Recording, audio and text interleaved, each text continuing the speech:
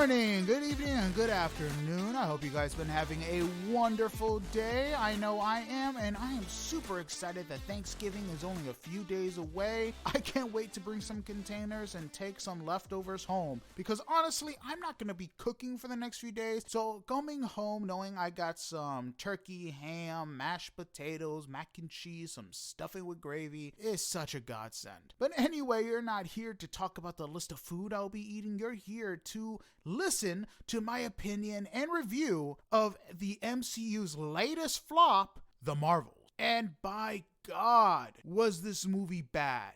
I mean, they already reported that this movie made less opening day than The Flash. Opening weekend, too. And that's insane. That's not something you want to hear. I think it slightly made more than The Blue Beetle, which is still kind of bad, because honestly, Marvel has been known for kicking out movies that have been big blockbusters, but recently that hasn't been the case. And I'm not gonna lie, when I went to see this movie, I had hopes that it was not going to flop, especially since they were adding other characters like Photon, which was Monica Rambeau, and Miss Marvel. Even though her show was kind of slow at times and not serious, I thought bringing her to a big cosmic adventure will basically boost the movie and make it more likable. But I was wrong. I left the movie thinking, wow, was this a terrible movie? I mean, when I saw the trailer for this movie, I was excited. The dynamic seemed interesting. I was very curious how they're going to work with them switching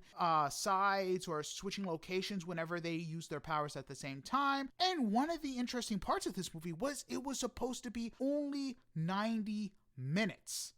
But during those 90 minutes, I kept looking back at my watch thinking to myself, oh my God, when is this movie going to end? And I get it, there were signs that this movie wasn't going to be good, especially before the reshoots. You had the director talking about how this movie wasn't her movie. This was a Kevin Feige movie.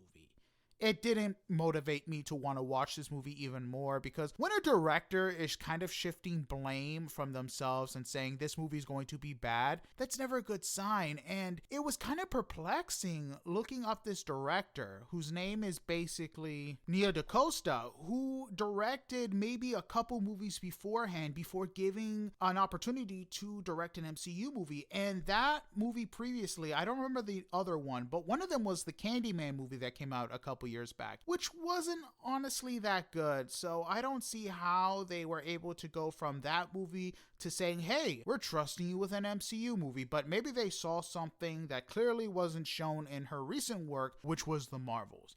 But like I said, the story felt rushed at times and incoherent with each other. And you basically had a movie which was short, so you could have just went to the point without trying to introduce so much stuff and just having someone explain half the other stuff away. It just didn't help this movie at all. And one of the interesting plot points that the movie ignored was what happened in Secret Wars, because apparently this takes place after Secret Wars, but if you just didn't watch Secret Wars, you wouldn't have noticed at all, which is a shame considering how much stuff happened in Secret Wars, especially with the Skrulls, and they do show up in this movie. I mean, there's a lot of problems, and we're going to be talking to them about them bit by bit. First, let's talk about the villain. Wow. The villain was one of the most, if not the most forgettable villains in the MCU. The entirety of the time she was on screen, I had no interest. She was that bad. And honestly, I thought Disney was done with one and done character villains. Because in the beginning of the MCU, of course, you had villains that were taken out, killed, and all that stuff in the beginning, and sometimes in the more recent movies. But a lot of times Disney has been keeping them on the sidelines, like, hey, this person's been defeated, we're letting them live so they can come back in some type of capacity, which was really cool and really fun, especially with some of the other villains, like, well, let's see, the Vulture, the High Evolutionary, who else is another villain that survived? I mean, half the Spider-Man crew, but you still had villains that could come back. But with this one, I guess they were like, hey, this character isn't well known, so we'll just kill them off, which is fine. But they got to remember, if you're going to do a one and done villain, make them remarkable, make them go, oh my God, this character is really good. But they didn't. And I get a lot of people are angry that they gender swapped Dar Ben, who was the villain in the Marvels. But for me, I didn't care about that, and here's why. In the comics, Dar-Benn isn't a Captain Marvel villain, first off. He was a Silver Surfer villain and had his first appearance in Silver Surfer issue 53. Now, here's the funny thing about this character, too. This character showed up for 3 issues from different comics and died. This character was never resurrected, nor was he mentioned ever again. So Marvel race swapping this character and gender swapping as well, I mean, it wasn't really a big issue considering the comic version was only there for 3 issues. I didn't see the big deal. And one thing also was this was Marvel's chance in redeeming this unknown character and making them likable, but they failed miserably. I mean, the motivations were extremely forgettable, like, oh my god, our planet is dying. Let me go destroy other planets and blah, blah, blah, blah, blah. I mean, there wasn't any structure to her plan. It was just, I'm just gonna do stuff and hope it works. I mean, even when she went on her big villain speech, it just felt like we were just marking check in the box. We were like, okay, big villain speech, this is done. Somehow super powerful, that's another thing. And the only thing that was really interesting about this character was she was basically good looking. That was basically it. And her powers were inconsistent. It felt like she basically had plot armor the entire time until the last fight. And I don't understand how her band, her quantum band, made her overpowerful and overpowered, but why Kamala's didn't as well. That was the other thing. I'm like, wait a minute. How the heck does one band make this person be able to somewhat keep up with Captain Marvel, but Kamala's right there and her band doesn't do anything? And the way she basically was defeated, it was with a stab wound from debris that fell from the ceiling. I'm there thinking like, that's it? A stab wound is the one that kind of took her out? She was able to take huge punches, blasts, and all that stuff, but a punch. Not a punch, a stab. Stupidest thing ever. And of course, this is before she imploded. But it was so dumb. Even her weapon, this hammer, that was just explained to be one of the most powerful hammers in the universe. Well, that was okay. I guess that counts for something. But when Captain Marvel stole the hammer, it didn't do anything for her to help her defeat Dar-Benn. Like I said, her powers were inconsistent, and it felt like plot armor was basically put on the villain until the last minute. It was just terrible. And here's the thing. If you're going to make a character mysterious, do what James Gunn did with Ronan the Destroyer. And all that stuff. Do that. I mean, he was basically built up to be this bad guy. How he basically had a history of destroying worlds. Build the character up. Don't just say, oh yeah, he did this, and not show anything and be like, okay, now they're powerful for whatever reason. Especially going up against Captain Marvel. She's supposed to be one of the most powerful MCU characters out there. And you can't just explain away, oh yeah, she's able to keep up because of this. I mean, at least with Ronan, he had the freaking Power Stone. And he was up against the Guardians, who none of them have cosmic abilities. It's just super weird. Honestly, I felt like they could have replaced this person with anybody. I mean, they could have replaced him with Annihilus. At least that would have tied the quantum bands to the Annihilus's home dimension. And it would have made a lot more sense. But you know what? I guess they wanted an all-female team versus an all-female villain. But it hurt them in the end. It really did. Next, we're going to be talking about Monica Rambeau. And you know what? I'm not going to lie. Her character was decent. There was a reason she had to be there, and it made sense. She had a connection with Captain Marvel, and not to mention, if you guys watched WandaVision, she got offered a part of Saber, so there was a reason for her to be there. And I'm not gonna lie, she did have some funny scenes, especially in the beginning of the movie when she tried to save Miss Marvel and she flew up to the sky, but realized as soon as she tried to catch her, she couldn't because her powers basically make solid objects go through her. So they had to use Miss Marvel's powers to basically save them both. Like I said, she did have some funny scenes. Her interactions with Captain Marvel were stiff, but it made sense in the beginning because you're like, okay, this is their first meeting after so many years. They hadn't spoken since Monica's mother died. So I get it. It's supposed to be kind of stiff and awkward. But that basically continued throughout the entire movie, which just felt bad. It felt like the actresses didn't have any chemistry at all. And during the dream sequence they had, where they were basically going through Kamala's memories, and they kind of leaked through to Captain Marvel's, where she's talking to her mom and all that stuff before she died, I was expecting some real emotion, some real energy to start to shine between the characters, and then nothing. It was like, oh my God, I'm so sorry, and then just hug. I mean, you had a chance to really explore the characters, and you threw it all away. And in the end, where she basically sacrificed herself by closing the rifts, I was thinking in my head, why did she have to be on the other side of the rift to close it? I felt like she could have been on the MCU side and close it from there, but I guess they needed to set up the crossover with the X-Men, because honestly, that was the best part of the entire movie, was the cameo from the X-Men, which I'll talk about a little later. But one thing I will say is her acting really kind of showed when she saw her mother in another dimension, which was kind of heartbreaking, especially when she started to confess all the things that were on her mind, some stuff that she wasn't able to tell her mother. It was kind of heartbreaking, especially, like I said, her mother died while she was blipped. So seeing her be able to basically confess and say all the things she wanted to, it was a really nice, touching scene. I wish it wasn't kind of rushed for like a oops joke, but I mean, you get what you get. Now, another character I want to talk about is Miss Marvel. And I will say, she was one of the best parts of the Marvels. I mean, her portrayal on screen stole the show. I mean, her positivity was so infectious.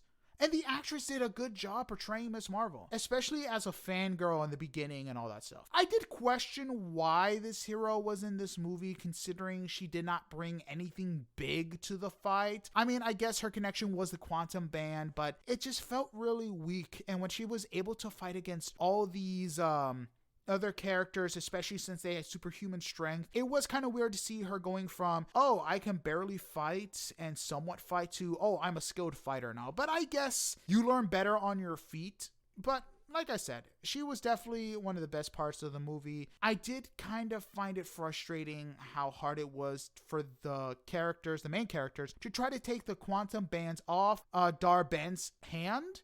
But it was super easy for Dar-Ben to take it, the quantum band off of Ms. Marvel's. That I felt it was really weird. One thing also that I felt was really weak was how easy she got over seeing like a mass genocide. It was like, oh my God, all these people died. We couldn't save them all. And then basically the next scene, it's like, oh, okay, never mind. We all hugged. It's all good. Like I said, the writing was a little inconsistent there. You'd figure that would kind of stay with the character, but it felt like it didn't. But I guess you gotta do what you gotta do with a 90-minute movie. Even though other movies, shorter or just as much, has done better with the time they've been allocated. But hey, that's just me.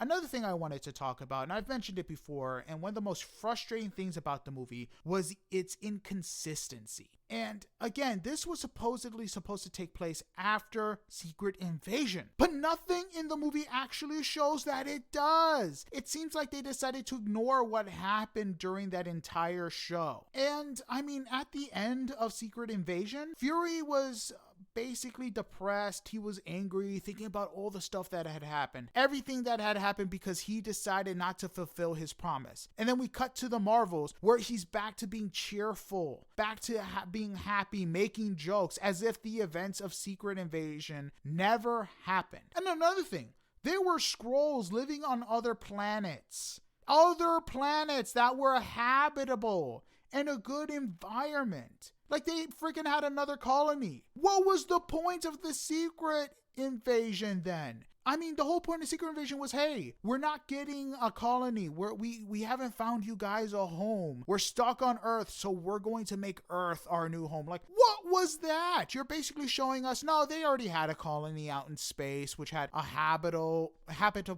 environment for the Skrulls to live on. I'm there thinking to myself, well, this doesn't make any sense. It's like the writers for both projects didn't speak to each other, which honestly I believe was the case. And one thing as well was the fact that, hey, everyone with light powers were affected by everything that was happening. I kept thinking to myself, what happened to the Skrull girl that basically inherited all the powers of the MCU characters? Like, what happened to her? Wasn't she now the most powerful character in the MCU, basically having Captain Marvel's powers as well? Why wasn't she affected? And again, my guess is because if she was there, the movie would have ended in 5 minutes. So we're basically going to ignore everything that happened in Secret Invasion. Again, it was just very frustrating. Another thing that kind of ticked me off was how easily it was for Saber to be disabled and their defense is gone. It was like, hey, we basically built Saber up to be this most powerful organization after S.H.I.E.L.D. and it was taken out super easily. I will say that one of the best parts in the movie, and it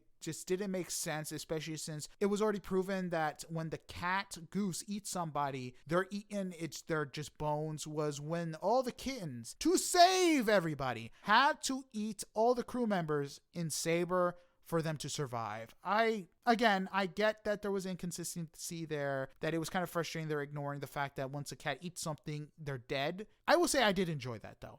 Seeing everybody run for their lives as they're supposedly supposed to get eaten was funny, especially when it came to Miss Marvel, like basically blocking their escape so they can be eaten. Oh my God, I will give them credit when credit is due. I actually found that freaking hilarious and enjoyable. We're like, we're fine, get eaten. This is for your own good. That was, like I said, that was entertaining. I loved it, even though I felt like it was inconsistent. So I guess devil's advocate there. One thing also that absolutely made no sense was to have Miss Marvel's family be a part of the movie. However, with me saying that, I will say they were one of the best parts of the movie, especially when they decided to try to help Miss Marvel and the other characters fight the freaking goons when they were in their house. I love that. They were basically trying to fight like regular people, trying to help out their family, their daughter, fight back against these bad guys. I did enjoy that. I did enjoy the mother threatening Nick Fury and Captain Marvel if they didn't return her daughter in one piece. Like I said, even though they had no reason to be there, I did enjoy them being there. They were a big highlight. Now, lastly, I want to talk about Captain Marvel, the supposed main character of the movie and one of the most powerful people in the MCU.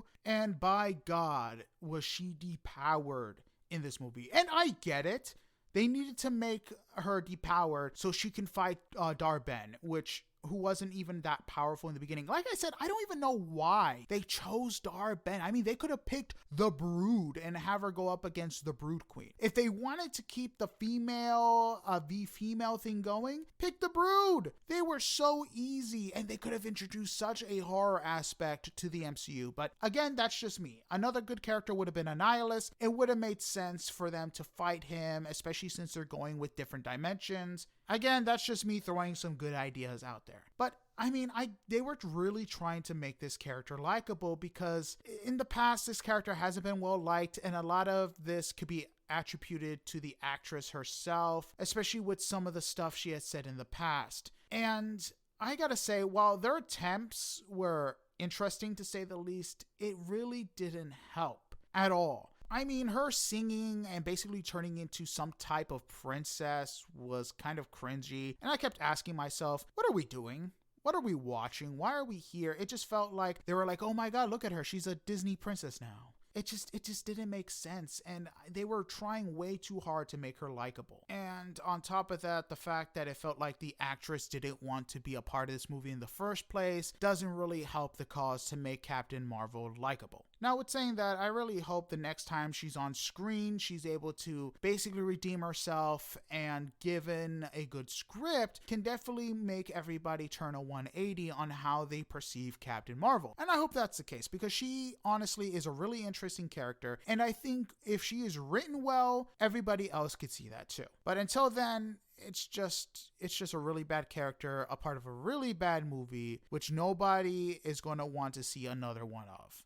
Now, with that being said, the biggest part of the movie that brought a huge smile on my face was the after credit. With you having Kelsey Grammer come back to play Beast, oh my God, did that bring a smile to my face. Because while he did play Beast in one movie and had a cameo in another, he basically was the embodiment of the 90s cartoon Beast. He was amazing. I'm super glad that he's going to be back, and I can't wait how the interactions with the X-Men and the Avengers, with whatever is left of them, is going to be. Especially since they confirmed, hey, this isn't the universe that Doctor Strange ran into. This is another one where we're going to see probably Deadpool and a bunch of the other characters as well. I'm excited for that, and it was really cool. Another, before the credits scene that happened, which I thought was pretty dumb, was the whole tease about them going to be a young Avengers film, especially when Kevin Feige already confirmed that's not going to happen. And besides, even if they decided to do a young Avengers film, with the roster they have, it doesn't look good. I mean, what do you have?